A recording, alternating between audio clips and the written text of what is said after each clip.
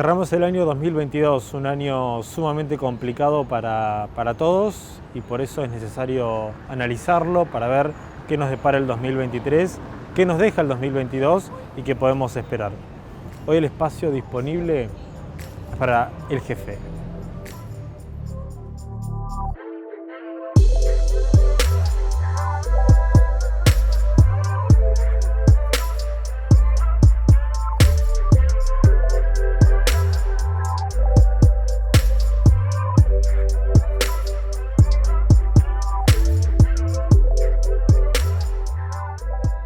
Santiago Sautel, gracias por acompañarnos. Por favor, a vos por la invitación. La verdad que es una responsabilidad entrevistar al dueño del medio en su propio medio.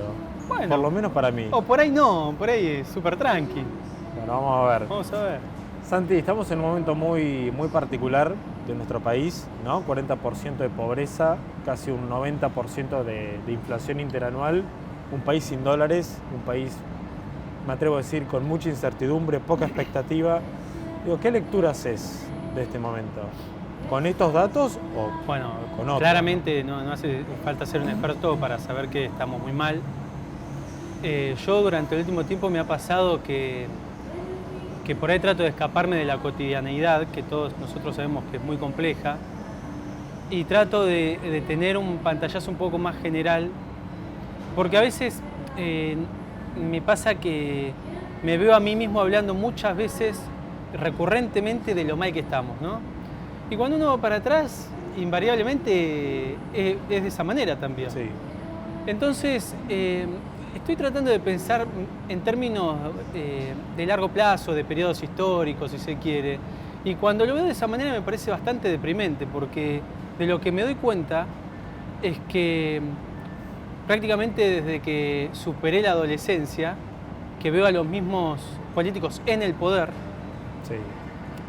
obviamente prácticamente desde que nací han asumido control de la política en general, pero en el poder me refiero puntualmente.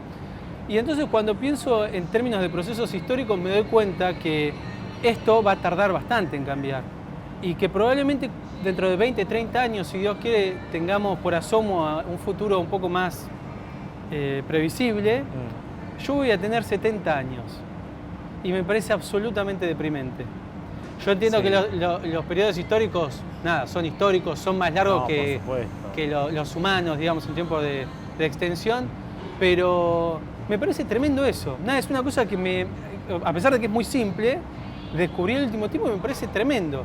Tremendo ver que toda mi vida haya sido influenciada por la misma camada de políticos que destruyeron un país, y eso es lo que me toca a mí durante toda mi experiencia en este plano, Tal digamos. cual, ¿no? y por procesos que son cíclicos, ¿no? Que siempre se dan, somos como una especie de montaña rusa y estamos obligados a estar arriba. Estamos como en subida, por momentos en caída libre, pero no podemos bajarnos. Es como que da la sensación de que siempre estamos ahí, ¿no? Es tremendo. Y la única alternativa, que ya la sabemos, es irse hacia otros lugares que quizás está mejor, quizás no, digamos, porque todo el mundo atraviesa un proceso bastante complejo. Por supuesto que en muchos lugares se vive muchísimo mejor que en Argentina, pero bueno, eso implica después toda una cuestión de identidad, de dejar atrás un montón de cuestiones que uno tiene que estar dispuesto a hacerlas, ¿no? Tal cual, aparte me parece que la pandemia también acentuó la incertidumbre en otros países que, como bien vos decías, están mejor económicamente, políticamente, culturalmente, y hoy están sumergidos no en la misma crisis social y económica que la nuestra, pero tienen las mismas complejidades al momento de vivir, de tener una buena calidad de vida, ¿no? Me parece que es un problema global de falta de liderazgos. Yo creo que principalmente atravesado por el fenómeno de la Internet. Sí, Internet obvio. llegó para cambiar mucho, el humor social sobre todo lo afecta mucho, Internet. Y por ahí uno piensa acá que ve todo negativo, y bueno, eso pasa en muchos lugares, incluso en lugares que están bien. Si vos te vas a Estados Unidos y muchas veces también hay como una visión sobre Trump, o sobre Biden, o sobre problemáticas X, que tienden a ser también en buena medida negativa. Entonces, me parece que eso llegó en buena medida para cambiar lo que está pasando en el globo. Por supuesto que Argentina tiene sus propios problemas históricos también de hace mucho tiempo, ¿no? Tal cual. Yendo un poco a lo local, la semana pasada tuvimos Nos llevamos todos, creo que un susto muy grande cuando nos enteramos que el presidente de la Nación había tenido un accidente o un problema de salud delicado en su gira por la cumbre del G20. Este fin de semana se conoció en una nota de Santiago Fioriti, si mal no recuerdo, en Clarín, que su grupo de amigos a través de WhatsApp le pidieron que se controle, algo que ya previamente había también mencionado Silvia Mercado en su libro de reciente aparición. Y también creo que hace unos días el mismo periodista Carlos Pañi dijo que, bueno, se trató de un asunto de salud complejo, donde el presidente sufrió un desmayo frente al presidente de España. No sé si fue o no realmente así, pero digo, frente a este panorama, ¿te imaginas un presidente de la Nación como Alberto Fernández en este contexto que vos bien mencionabas anteriormente, pidiendo licencia, yéndose antes de tiempo? Quiero creer que no. No, por supuesto. No hace falta, primero, por un lado, demasiado para darse cuenta de que el hombre tiene un problemita con el tema del autocontrol, digamos, ¿no? O sea, una cuestión en varias lógica, cuestiones, ¿no? Por muchas. Sí, pero sí. Un tipo que empieza la agenda muy tarde, que siempre está ojeroso, que tiene una panza prominente. Bueno, es un tipo que a todas luces se nota que no tiene demasiado autocontrol. Además...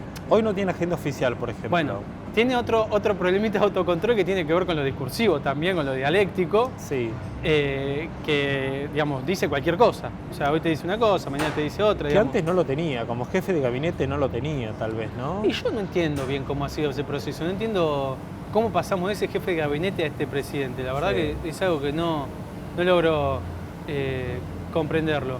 Yo quiero creer que no va a salir de la licencia, porque si algo nos enseñó nuestra amada patria es que siempre se puede estar peor. Y un regreso de Cristina al poder claramente sería tremendo. Primero porque es un retroceso histórico, un retroceso de tiempos. ¿Viste? Cuando vos te das cuenta de que ya hay cosas que no van más. O sea, yo siempre me acuerdo, hablando en términos políticos, partidarios, la elección en la que participó Vidal compitiendo contra Aníbal Fernández. Sí. Y vos, o a mí personalmente me pasaba que yo veía a los dos candidatos. Yo, primero te adelanto, hace mucho tiempo que dejé de votar candidatos. O sea, cumplo con mi deber cívico de ir a votar y no voto por ninguno, voto en blanco, lo que sea, bueno, o anulo el voto. Pero cuando vos veías esa imagen de Vidal y de Aníbal, vos te dabas cuenta que había como un anacronismo entre los dos. Porque alguien te venía a proponer algo nuevo después, nada, la crítica que ustedes quieran hacerle, ¿no? Pero uno te venía a proponer algo nuevo y otro era un tipo que hacía 30 años estaba persiguiendo el poder, que no lo quería alargar, vinculado a causas de narcotráfico, el famoso suceso de él escapando en un baúl. O sea, realmente era como un choque muy fuerte de política y culturalmente hablando. Bueno, hoy vos ves a todo aquello que supo ser el kirchnerismo y hay muchas cosas que son anacrónicas, digamos. Esto de el estadio único, por ejemplo, del otro día, a mí me resulta totalmente anacrónico, porque todos sabemos que ese estadio único se llenó con plata de nuestros bolsillos, con plata de nuestros impuestos, y movilizando gente como ganado, desde el conurbano, de las zonas más tristes del país, más tristes, más pobres del país, con gente que va a esos lugares porque le ofrecen un mango o algo para comer o algo para tomar.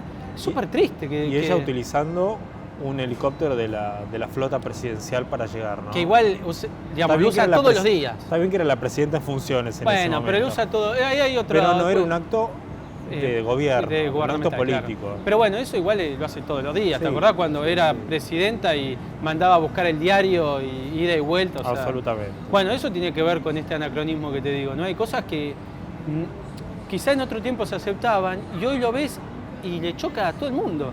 Y me parece que el kirchnerismo ahí encuentra su incapacidad más grande de adaptarse a lo que está pasando. No la ve.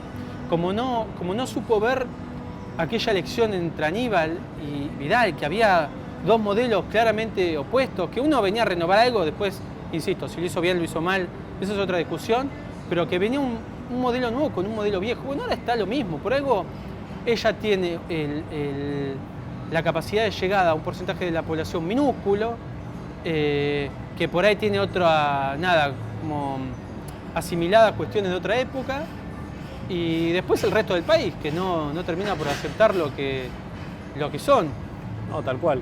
Sin embargo, digo, Andrés el Cuervo Larroque, un personaje emblemático del kirchnerismo, ¿no? Y muy particular por sus declaraciones para con el presidente de la Nación, dijo que Cristina es la que realmente se está haciendo cargo de la situación. Bueno, yo creo que el país... ¿No sabes si reírte no. o...? Por un lado, yo creo que nadie se está haciendo cargo de la conducción del país, que me parece que es el gran problema que tiene este país, ¿no? Y lo que ha hecho Cristina desde que llegó ha sido dos cuestiones. Primero, intentar solucionar su situación judicial, que eso se ve todos los días, porque es prácticamente de lo único que habla, aunque al argentino promedio le interese poco y nada toda esa situación. Y después poner palos en la rueda. Y otra vez esto que hablábamos de la historia, ¿viste? De los procesos históricos cíclicos que se repiten, y de la figura de Cobos como vice, y es muy raro cómo ha sido en ese sentido el proceso histórico del kirchnerismo en Totalmente. sí, ¿no? Incluso el otro día en el tratamiento del presupuesto nacional en el Senado, en un momento, bueno, Cristina se ausenta, quien le sigue también, y termina Cobos presidiendo la sesión. Fue como un volver al 2008, al 2009, sentado nuevamente en ese mismo lugar. Era lo mismo que vos decís, ¿no? Los actores permanecen. Van cambiando lugares, van cambiando... Pero el proceso sigue siendo, Sí. sigue siendo el mismo, ¿no? El proceso histórico este que yo te contaba, que es un proceso que va a tomar el 70% de mi existencia humana en este planeta, no empezó en el 2003 con el kirchnerismo, tampoco empezó con Menem, por supuesto. Yo creo que empezó, yo nací en el 83, y puede decirse que el proceso histórico empezó ahí, con el regreso de la democracia, porque muchos de los actores que hoy vemos, incluyendo a Ricardito Alfonsín, incluyendo a Leopoldo Moró, a Patricia Bullrich, bueno, y los propios Kirchner, sus orígenes están ahí, están en esa década del 80. No estoy diciendo que antes no hayan hecho nada, digamos, pero sus orígenes en los que empezaron a echar raíces políticas. El mismo Alberto Fernández, ¿no? Que fue funcionario de todos los gobiernos. Por supuesto. Bueno, entonces, mirá vos qué triste que desde el 83 somos presos de la misma camada de políticos y todavía seguimos lidiando con eso. Y son los mismos, paradójicamente, los mismos políticos que te vienen a ofrecer las soluciones, ¿no?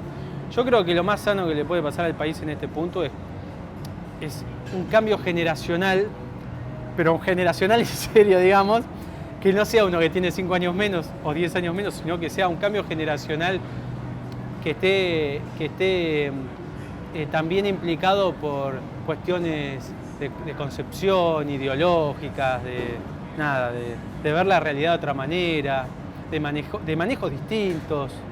Tal cual. Hoy, mira, vos sabés que una de las cosas, hablando de manejos distintos, el manejo legislativo, para mí en Argentina es absolutamente retrógrado. Esto no tiene que coincidir conmigo en lo que voy a decir, pero vos ves el funcionamiento general del sistema legislativo con tantos legisladores, con dos cámaras también en muchas provincias. ¿En nación o en provincia? En nación y en provincia. Ah, ok. Y con todo lo que eso implica en términos de gastos para el Estado y en beneficio también.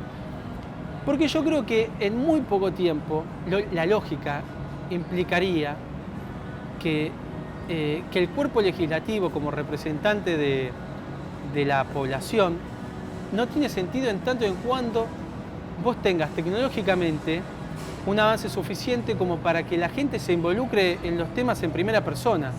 Primero, por un lado, porque sabemos que el representante legislativo no representa los intereses llega para eso, digamos, pero en la práctica representa sus propios intereses o los intereses del partido, muchos intereses que no tienen nada que ver con la gente. Y segundo lugar, porque estoy seguro que nadie representaría también sus intereses como una persona, digamos, en control absoluto de sus decisiones, ¿no? Y para mí sería absolutamente factible poder hacer del cuerpo legislativo, hacer un pase a una decisión unipersonal a través de la tecnología. Que la gente que quiere vote, que la gente no quiere no vote, y que sea la gente la que decida. Para mí ese es un cuerpo ya que está llegando a su fin. Sobre todo apalancado por sus propios manejos, ¿no? O sea, porque claro, si por ahí tuviera un funcionamiento aceitado, limpio, pulcro, eficiente, que no tiene ninguno de ellos, quizás uno podría en todo caso llegar a cuestionar esto que estoy diciendo, pero me parece sinceramente que yo creo que no debería de faltar mucho para que un país tome una medida similar, que sea la gente la que decida. Ahora, desde esa perspectiva que me parece interesante, ¿no? Digo, ¿cómo te imaginas repensando el sistema de representación popular y federal que hoy tienen la Cámara de Diputados de la Nación y el Senado de la Nación, y al mismo tiempo el grado de participación formal de los ciudadanos? Pero yo me atrevo a pensar que a la mayoría no le interesaría formar parte en la toma de decisiones que luego le van a repercutir. Es que sí, totalmente, y hoy pasa también. Obvio, sí. Y bueno, y de hecho cada elección que tenemos, probablemente cerca del 30% o no va a votar, o más vota en blanco o impugna el voto. O sea, ya ahí tenés un porcentaje bastante alto que no se compromete con el derecho a votar y el derecho y la obligación a votar. Así que ya empezando por ahí, creo que el sistema que te digo tiene un par de puntitos a favor. De todas maneras, para mí también llega un momento en el que por ahí hay cuestiones que se tienen que repensar. ¿Está bien obligar a un tipo a ir a votar o que vaya obligado o apalancado por alguien para que vote a tal o cual persona? Yo lo que veo es que el sistema democrático tiene muchísima... A ver, por un lado, sistema democrático, vamos a hacer paso a paso para que no se me enoje nadie. El sistema democrático es el mejor sistema que nosotros conocemos hasta la actualidad. Bien, discusión saldada esa, ¿no? Pero aún analizando el sistema democrático, es un sistema con muchísimas fallas. Sí, obvio. Por ejemplo, voy a darte un ejemplo muy concreto. En la última elección vimos un resultado electoral que fue dado vuelta no por una cuestión discursiva, ni siquiera incluso mediática, sino por una cuestión de movilización de votos, de las clases más bajas. Digamos, esto que estoy diciendo no es un secreto. Entonces, vos fijate la injerencia que puede tener en una elección un hecho de estas características, que se torna bastante significativo. Entonces, ¿qué sentido tiene la democracia si vos podés, en muchos puntos, movilizar a una elección para un lado o para otro? ¿Qué sentido tiene la democracia desde esta perspectiva que te estoy diciendo si el que maneja la caja tiene ventajas? ¿Qué sentido tiene la caja del Estado, me refiero? ¿Qué sentido tiene la democracia si las campañas electorales, las campañas mediáticas, las campañas, en general, son apalancadas por fondo que vos no sabés la providencia?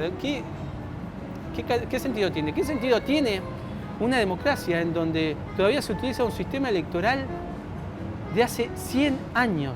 100 años. O sea, tenemos un sistema electoral increíblemente viejo. Bueno, cuando vos ves eso, mi reflexión, viendo lo que está pasando, lo que pasó durante los últimos 40 años esta parte, es que hay unos vivos que se atornillaron al poder y que utilizan los resortes de la democracia para permanecer en el poder y seguir teniendo acceso a las mieles del poder, que son las cajas, que son los facilismos, los favoritismos, los acomodos. Bueno, entonces, cuando vos ves la democracia de esta perspectiva a la que yo te estoy invitando a verla, claramente no está funcionando bien. O sea, esto no puede ser lo mejor que podemos hacer, pero ni por lejos puede ser lo mejor que podemos hacer. Yo me animaría a decir que es lo que a unos vivos les conviene hacer, pero no es lo mejor. No, es verdad que tenemos un sistema democrático muy joven y con muchos actores políticos que, como bien vos decías, se han ido reinventando para permanecer a lo largo del tiempo, y muchos de nuestros padres, abuelos, atravesados por la última dictadura militar, por un montón de cuestiones, ¿no? Pero frente a este reclamo que vos haces y que me parece que es compartido por muchos, ¿no? Esto de, el sistema no me representa, aparecen figuras del antisistema, de lo antipolítico, que para mí no son tan así, pero se presentan de esta forma como Javier Milei. ¿Qué representa para vos Javier Milei en este contexto? Yo tengo un amigo, primero te voy a decir, muy, muy kirchnerista. Tengo amigos kirchneristas, aunque no lo creas, tengo amigos kirchneristas. No me cabe la menor duda. Y me dice esto mismo de la democracia joven. Por supuesto que la historia argentina fue acompañada de muchos procesos dictatoriales. Bueno, los radicales te diría lo mismo, ¿no? Bueno, pues, incluso el fenómeno político más grande de la política argentina ha sido fruto de una dictadura, como lo fue el GO, que después Claro. que terminó dando resultado como a Juan Domingo Perón. Y vos ves otros países de nuestro continente como Estados Unidos, que también han tenido orígenes muy controversiales, con lo peor de Inglaterra, y sin embargo son potencia mundial. Digamos, yo no me gusta nivelar para abajo, por eso te hago esa aclaración, ¿no? Después se puede discutir un montón respecto a esta diferenciación, pero quería hacerte ese comentario. Y después con respecto a lo de Milei, y esto no te lo voy a aplicar a vos porque vos sabés 1000 veces más del tema que yo, el fenómeno de los ciclos, Acá ¿no? el politólogo y el entrevistado sos No, vos, bueno, ¿sí? por supuesto, pero vos podés completarme el concepto, sobre todo si coincidís. El tema del proceso, de la famosa tesis, del proceso hegeliano, ¿no? Tesis, antítesis, síntesis. Tal Bueno, cual. acá lo que estamos viendo es eso, digamos, un permanente proceso que se va retroalimentando y que va generando una especie de mecanismo de defensa. Y en Milei es eso, es un mecanismo de defensa a las cagadas que han venido haciendo durante los últimos años. Que no creo que sea el adecuado, por supuesto, ¿no? Y yo me atrevo a decir que no creo que sea la solución tampoco. No, por supuesto. No se puede negar que hay un montón de cosas que dice Milei que son ciertas, porque si no, no funcionaría como proceso de antitesis, ¿no? No, es verdad. Y que la gente también, al cual también la gente adhiere. Digo, probablemente muchas cosas de las que dijo Alberto Fernández en campaña en el 2019 también eran ciertas. Y sin embargo, fracasó. Bueno, después está la realidad, por supuesto. Tal cual. Sí. Pero bueno, también uno cuando está fuera del poder puede decir la barbaridad que quiera, después cuando llega. Obvio. Ya a Macri le pasó lo mismo. Totalmente. Es el caso de Javier Milei, que hoy está fuera del poder, si querés, formal. Bueno, tiene una banca en la Cámara de Diputados, va cada tanto, creo que no presentó ningún proyecto todavía, pero bueno, su actividad legislativa pasa por otro lado. Menem, cuando llegó, hizo todo lo que hizo, que alguien le preguntó, ¿por qué no dijiste que ibas a hacer esto? Porque nadie me hubiese votado. Porque nadie me hubiese votado. Bueno. Tal cual. Bueno, hay otra cosa que también me parece increíblemente anacrónica, que estemos discutiendo eso. O sea, el nivel de compromiso de un candidato no puede ser tan laxo, ¿no? O sea, no hay ninguna forma de comprometer a un tipo de que si se promete A, no puede hacer B. O sea, tan complejo es para un sistema democrático que un candidato pueda respetar eso. O sea, por eso te digo que yo veo que el sistema democrático, que es lo mejor que conocemos hasta ahora, por eso siempre lo digo. Eso no está en duda, sí. No, sí, porque sí. siempre lo digo por la duda. Para no herir susceptibilidades. Porque lo cuestiono un montón, pero entiendo que es lo mejor que tenemos. No lo mejor que podemos tener, es lo mejor que tenemos. Por eso vos ves que esto no puede ser lo mejor que tenemos. O sea, no puede pasar que hace 30 años o más viene un tipo que te dice que va a hacer A y hace totalmente lo contrario. O sea, no puede estar pasando eso. Y que nosotros como ciudadanos no tengamos armas democráticas, por supuesto, para luchar contra eso. Porque nuestra única alternativa, ¿cuál es? Es esperar 2 años, 4, a poder decidir de nuevo, con todas las fallas que tiene el propio sistema democrático también, ¿no? Tal cual. Y después, bueno, hablando de esto de que cada 2 años hay que votar me parece, nada, como que no le da tampoco un respiro al gobierno, ¿no? Y que estamos siempre persiguiendo a la política en vez de pensar en gobernar. Y también me Tampoco parece que sano. hay algo en nosotros los ciudadanos, no sé si es falta de formación, falta de compromiso, todo eso junto. Digo, era más que obvio en el 2019, suponte, ¿no? Que si votabas ladrones te iban a robar. Y esto no lo digo yo, lo dijo una política, una diputada nacional de ese entonces, ¿no? Y pasó, te robaron las vacunas, te robaron... Bueno, si vos en el 2023 votás a un narco, y bueno, sabés que va a haber droga por todos lados. Y sin embargo, nuestro nivel de compromiso al respecto es bajísimo. Bueno, ahí entran muchos actores a jugar. Uno es el que influencia la sociedad. Pero después, y yo, perdón, medio pesado estoy con este tema, están algunas herramientas que nos brinda la democracia para trabajar sobre eso. Hoy vos decís, o por ahí ponés en tela de juicio que el voto no debería ser obligatorio, y probablemente me coma la puteada de medio Twitter, ¿no? Es como decir que tiene que ser cualificado, más o menos lo mismo. Lo mismo, pero no está mal preguntárselo. A lo que voy No, está mal no preguntárselo. Por eso. Pero, a ver, no es que yo lo esté avalando. Yo estoy diciendo preguntárselo. ¿Esto es lo mejor que podemos tener? ¿Está bien que a vos, si te interesa un huevo la política, vayas a votar?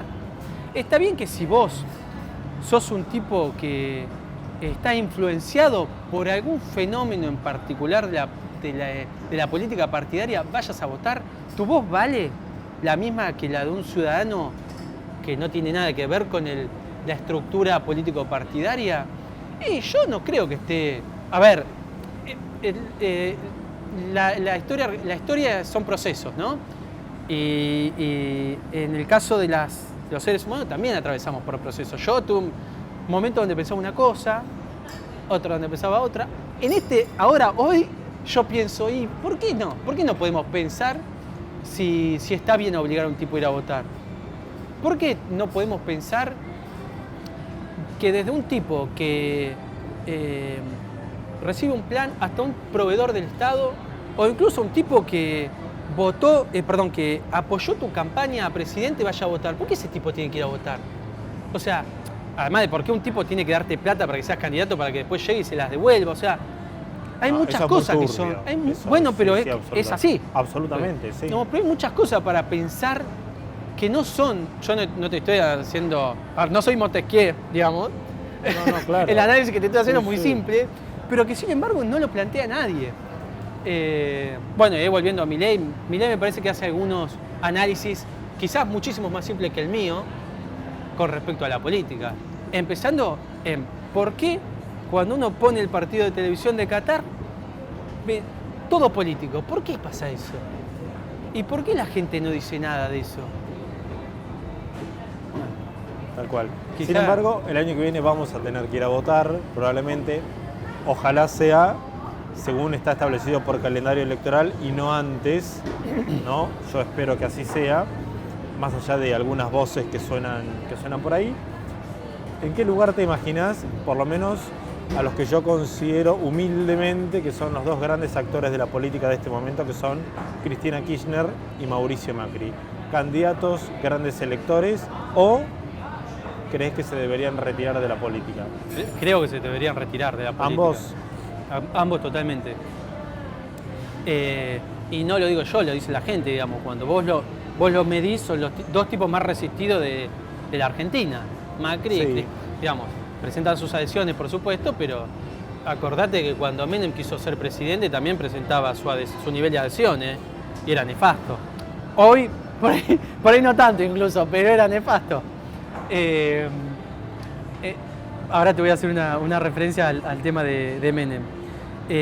Yo creo que lo mejor que puede pasar para que la Argentina pueda dar vuelta a la página es invitar a gente nueva que, insisto, el año que viene no necesariamente se va a marcar un punto de inflexión de este proceso que estamos viviendo, pero sí quizás un acercamiento dejando atrás otras cosas que todos sabemos que no han sido buenas para el país.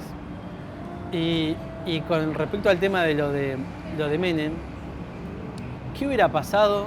Bueno, falleció, por supuesto, sí, arrinconado en una banca legislativa y acorralado por causas de corrupción. ¿Te imaginas ese mismo futuro para Cristina Kirchner? Ojalá. Pero, ¿por qué? ¿Qué hubiera pasado si Menem hubiera insistido en estar en el ruedo? Porque Menem se escondió en un momento de la historia.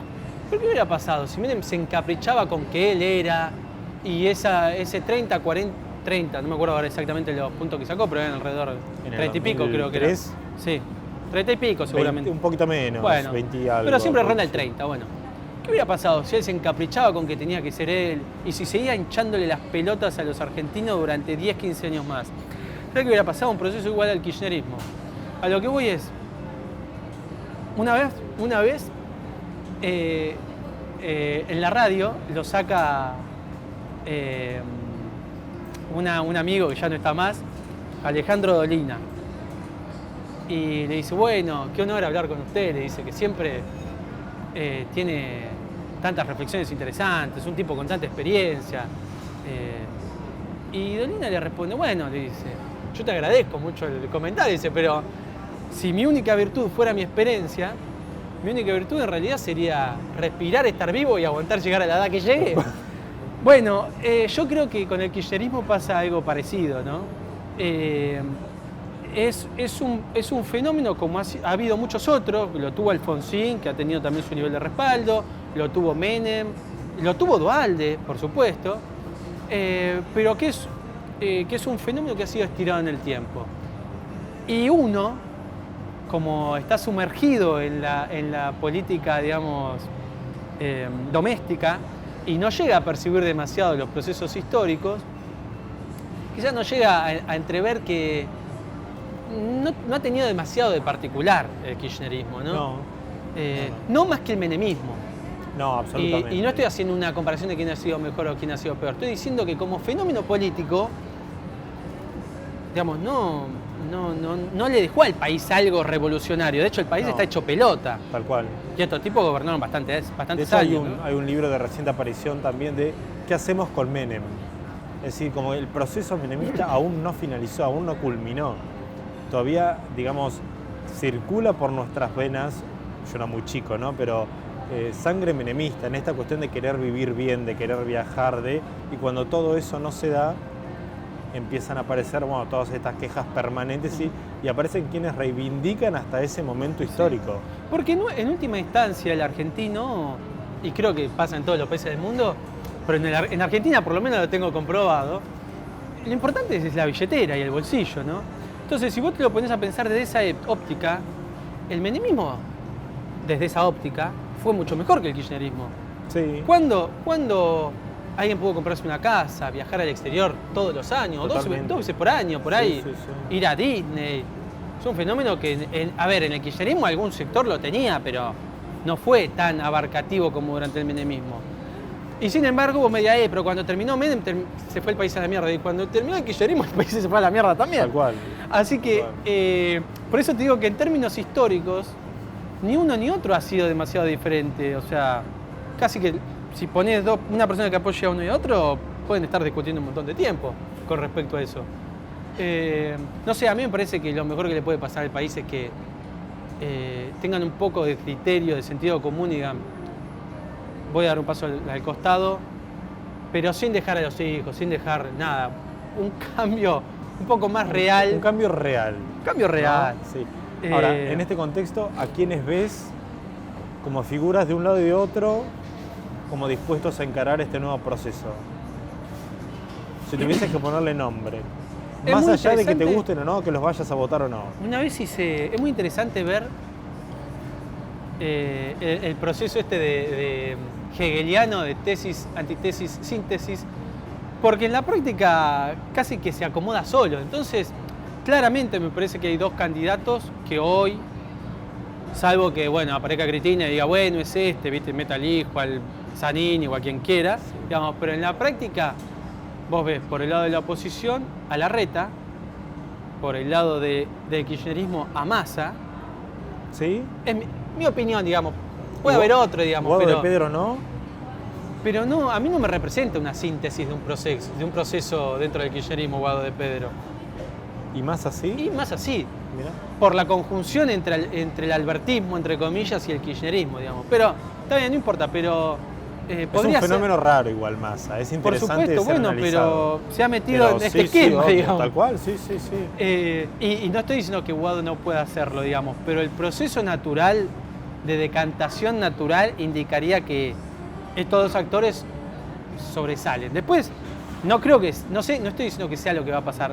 Para mí lo más probable es que Cristina digite un panorama que le sea lo más conveniente posible. Probablemente va a haber una figura muy identificada con el kirchnerismo, medio lavada, que está bueno, digamos, en el término de imagen de Guado de Pedro, podemos analizar el porqué, lo dejamos para otra ocasión. Y un gobernador que sirva para, nada, como una cosa más de renovación. Tal cual. Yo creo que va a ser eso, o sea, pero no me imagino una fórmula encabezada por Guado de Pedro. De hecho, me parecería que sería tirar para abajo una candidatura presidencial. Puede acompañar un proceso, digamos, como lo ha hecho Zanini con Scioli, como lo ha hecho Cristina con Alberto. Seguramente para el día de mañana, si llegan a cagarle la existencia al gobierno de turno. Y después hay otro, en este marco de la tesis-antitesis, y la síntesis, hay un proceso que, como decíamos, es fruto de la política en general, que es Milei. Sí. Entonces, bueno, yo diría que dentro de todo ese proceso histórico, esos son los actores que más sobresalen. Bien. Vos hoy bien dijiste que ya no votás por candidatos, sino que votás por proyectos, por procesos, por... Yo estoy votando en blanco. En blanco, bueno. No deja de ser parte de un proceso al sí. cual muchos adhieren, ¿no? Sí. ¿Hay discusión política hoy?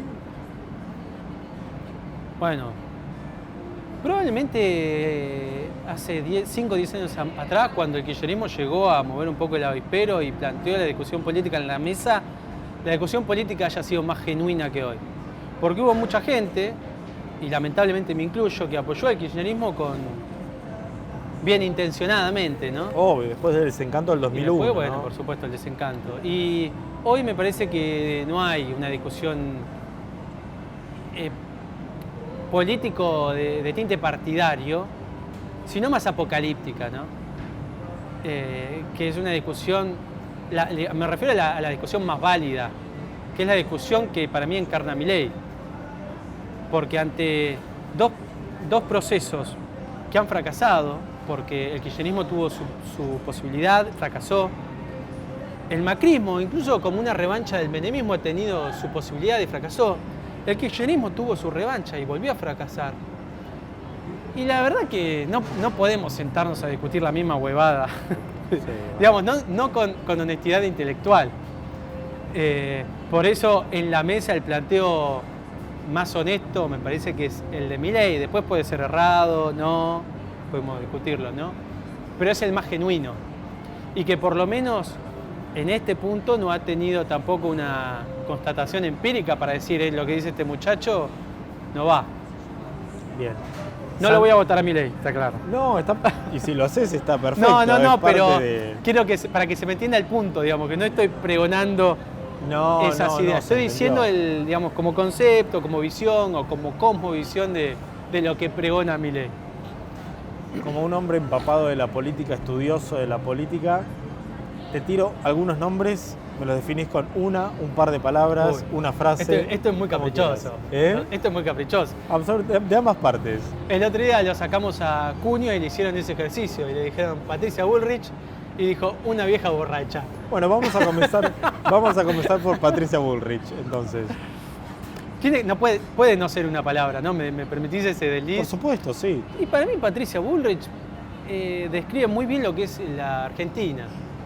O sea, una persona que empezó en un lado, que terminó en otro, que defendía unos valores, que después defendió otros, que vivió toda su vida a costa del Estado, que nunca trabajó, que incluso cuando le tocó ir al exterior vivía de plata de dudoso origen. Muy bien el libro en este sentido de Ragendorfer, sí, que ha escrito sobre la vida de Bullrich. Así que para mí, nada bueno puede venir de Patricia Bullrich. Nada bueno, digamos, para lo que necesita Argentina, que es algo nuevo. O sea, uno puede poner una persona que encarna, prácticamente se podría decir que Patricia Bullrich encarna el proceso histórico de Argentina de los últimos 40 años. Sí, ha estado en todos lados. Mauricio Macri. Bueno, un tipo que me parece nefasto, honestamente, por todo lo que representa, pero que debo reconocerle que ha tenido, por capricho, coraje, llamarle lo que vos quieras, o inconsciencia, la voluntad de llevar adelante una serie de cambios que yo, más allá de si están bien o mal, que yo creía imposibles. Y para mí eso es lo novedoso que arrojó el gobierno de Macri. Que yo pensé que había cosas, o sea, como esa verdad inventada o preconcebida de que el peronismo es el único que puede gobernar. O que, para mí, emblemática ley del macrismo, que los familiares del Estado, de los funcionarios no tienen que ocupar cargos públicos. Yo dije, esto es imposible de ejecutar, sí, y lo han ejecutado. Tal cual. Vale recordar que el kirchnerismo llegó y creo que la primera ley que sacó fue esa, ¿no? Pero... bueno, hoy el hijo del presidente Fernández tiene un cargo en el Estado, ¿no? Trabaja en el grupo Provincia. Tal cual. Provincia Seguro, creo. Y que ingresó a los 18 años apalancado por el propio Alberto, digamos, ¿no? Claro. a ver, no sé en qué cámara estoy, pero no presentó ningún currículum para entrar al Estado a los 18 años. Era el hijo de... haciendo esas cosas que hace, que no sé muy bien ni cómo se llama. Por lo menos Máximo Kirchner se presentó a elecciones y la gente lo votó en última instancia. Te puede gustar más o menos. Sí, usando las herramientas de la democracia estas que citamos, pero sí. Tal cual. Cristina Kirchner. Una mina muy formada, muy astuta, pero que me parece, primero que terminó en un estado lamentable, bueno, ya lo dijo la Nata en algún momento, como una mujer perseguida por la justicia que muy poca gente quiere realmente. Y cuando veo esos procesos, y cuando veo personas como ella, que han tenido la posibilidad de llegar al poder y realmente dar vuelta a la página de la historia, para mí es como que la lástima que siento y la responsabilidad que he tenido es doble, porque una cosa es un tipo que llega, que no tiene armas para manejar la situación, que hace lo que puede, y otra es la responsabilidad de una persona que llega y que pudo haber hecho distintas las cosas, porque tenía la espalda, porque tenía la capacidad, porque tenía el apoyo. Entonces, desde ese punto de vista, me toca ser 100 veces más crítico con Cristina que con cualquier otro. Así que nada, nefasta también, igual que Macri, por supuesto. Facundo Manes. Un pobre tipo que se anima a meterse en política cuando yo le diría, no te metas, flaco. Pobre, ya le pasó a Favaloro. A mí me hace acordar mucho a Favaloro Manes, porque es un tipo que ha sabido hacerse paso en el sector privado, con todas las trabas que implica para nuestro país, para un tipo que crece y se desarrolla y se forma, y eligió volver a apostar por el país. Y vos sabés cómo va a terminar la película. Ojalá me equivoco, pero Manes no puede terminar nunca siendo presidente de la nación.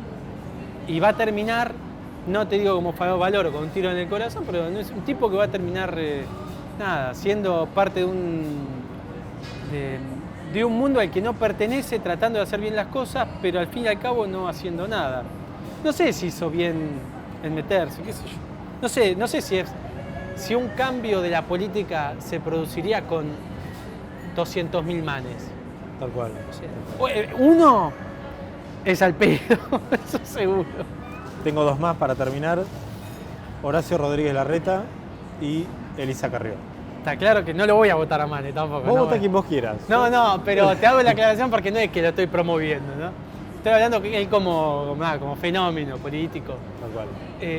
Larreta. Yo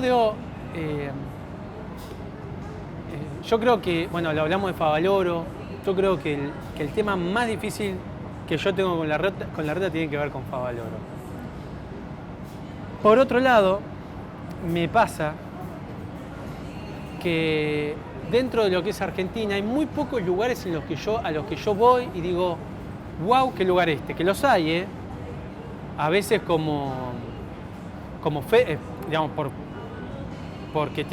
porque funcionan como feudos y eso te da mucha facilidad para hacer las cosas, como puede ser si te vas a Santiago del Estero, no sé, a San Luis, y hay muchas cosas que funcionan bien, ¿no? Y vos decís, wow, qué bueno esto. No sé si como modelo sirve para exportarlo. A mí me pasa que llego a Capital y digo, qué linda que es la ciudad de Buenos Aires. Y por supuesto, no es un mérito absolutamente de Larreta, es parte también de un camino muy largo. Sí, sí. Pero hay un antes y un después del gobierno macrista, con Larreta siempre como jefe de gabinete en un primer momento. Creo que sí ha sido un tipo muy astuto para gestionar, ha sido la espalda de Macri para todo lo que ha hecho, bien y mal. Me amparan las cosas que estuvieron bien hechas. Nada, yo no sé si como resultado de lo que viene puede ser que sea algo que nutra a la Argentina de algo nuevo. Bien. No sé, por ahí no sé. No lo voy a votar tampoco. Cerramos con Elisa Me gusta Carrió. Mucho Capital. O sea, vos sabés que antes iba a Capital y me volvía con dolor de cabeza. Durante los últimos 3-4 años voy a Capital y digo, qué linda que Capital. Antes vos me decías, che, vivías en Capital ni en pedo. Y hoy voy y digo, che, muy linda Capital Federal. Sobre todo cuando uno ha tenido la oportunidad de viajar y conocer otros lugares Y las zonas, hay muchas zonas de Capital Federal que no tienen nada que envidiarle al resto del mundo. Después el resto, agarrarse el conurbano, Gran Buenos Aires, un horror, ¿no? Sí, sí. Nada, Mozambique, más o menos, pero bueno. Tal cual. Elisa Carrió, entonces. Me da algo muy parecido a Bullrich. Porque también es una mujer que ha sabido estar en la mayoría de los espectros políticos partidarios del país, que habla con un nivel de independencia que a veces me parece incomprensible. Yo respeto mucho, bueno, sobre todo cuando era más chico, no, ahora tengo como un criterio propio, la voz de mi viejo. Y mi viejo supo apoyar muchas cosas al principio que parecía, mi viejo es un tipo muy formado, ¿no? Pero supo apoyar procesos que bien intencionadamente que al principio parecían buenos. Y ha tenido su momento apoyando a Carrió. A pesar de que no tiene ideológicamente un carajo que ver con Carrió. Y quizás también la puedo hacer responsable a Carrió de que quizás podría haber hecho cosas mejores. Yo creo que redujo su posición política a una mera crítica de la realidad, tratando de mantener sus cuotas de poder, pero sin generar cambios reales en la gente. Y es una mujer que ha estado en la política desde que asumió su rol en la justicia, incluso durante los últimos años de la dictadura. Entonces yo lamento eso, porque vos la escuchás hablar y es una mujer que te vende un criticismo casi extremo, pero cuando le ha tocado estar en el poder, o sea, después vos podés decir sí, se oponía a su propio espacio, bueno. No, pero en la práctica no ha generado nada revolucionario para el país. Tengo en mente cosas que ha hecho, no me las olvido, pero no me han parecido revolucionarias. Okay. Mi viejo lo mismo me decía cuando asumió Cristina, sorprendido también, ¿no? Y como fruto de este proceso histórico, el otro día estuve con él, tras la muerte de Bonafini, y me dice, ¿qué opinás? Le digo, mirá, yo creo que también como fruto de ese proceso del kirchnerismo, una de las grandes deudas que ha dejado el kirchnerismo es el negocio que han hecho mucho con los derechos humanos. Porque vos no le podés negar nunca lo que ha hecho Eve durante la dictadura, absolutamente, lo que ha hecho Estela sí, con la dictadura, lo que ha hecho, y la tendría que haber nombrado primera, Chicha Mariani, despojada de intereses partidarios, cosa que no tuvieron Estela y Eve. Y tantas otras que no conocemos ni los tantas nombres, ¿no? Por supuesto, o de perfil bajo. Absolutamente. Que para mí es mucho más valioso incluso. Porque la responsabilidad de una persona como ellas era mayor. Porque vos sos un emblema de un proceso histórico que fue importantísimo para la Argentina y con tus pelotudeces lo bastardeás. No me voy a poner a hacer, en vivo ya lo sabés porque lo hemos hablado, una crítica sobre la vida de Eve, pero ha tenido muchísimos yerros, muchísimo. Tantos que opacan para mí lo que ha terminado haciendo en dictadura, que fue súper loable. Tal cual. Y es distinto. A ver, espera que te voy a pensar ¿Viste cuando vos ves, por ejemplo, un Charly García y vos tenés la oportunidad de separar al artista de la persona o del personaje? O a Maradona, vos separás al futbolista, o a Dalí, o a, no sé, alguno medio, a ver, no se me ocurre ahora, alguno medio... Sí, controvertido. Controvertido, no que haya sido brillante en su profesión, bueno, pero los hay un montón, que por ahí después terminó siendo un sexópata, un pedófilo, bueno, lo que sabemos. Pero que en su profesión vos lo podías destacar y vos podías dividir las dos facetas de esa persona, por más que, digamos, vos podías cuestionar su rol de su vida privada, pero el producto de su de su profesión es otra cosa. Bueno, Tal cual. el problema que vos tenés con estos 3 personajes que dijimos, Chicha no, porque yo con Chicha me saco Totalmente. el sombrero. Sí, sí. Una mujer humilde hasta el último día que laburó sin enriquecerse y desde su propia casa por lo que creyó hasta el último día de su vida. Pero los otros no podés distinguir el personaje de su producto o la vida privada de su producto, de lo que le deja a la sociedad. Porque es parte de lo mismo. Y entonces es mucho más complejo.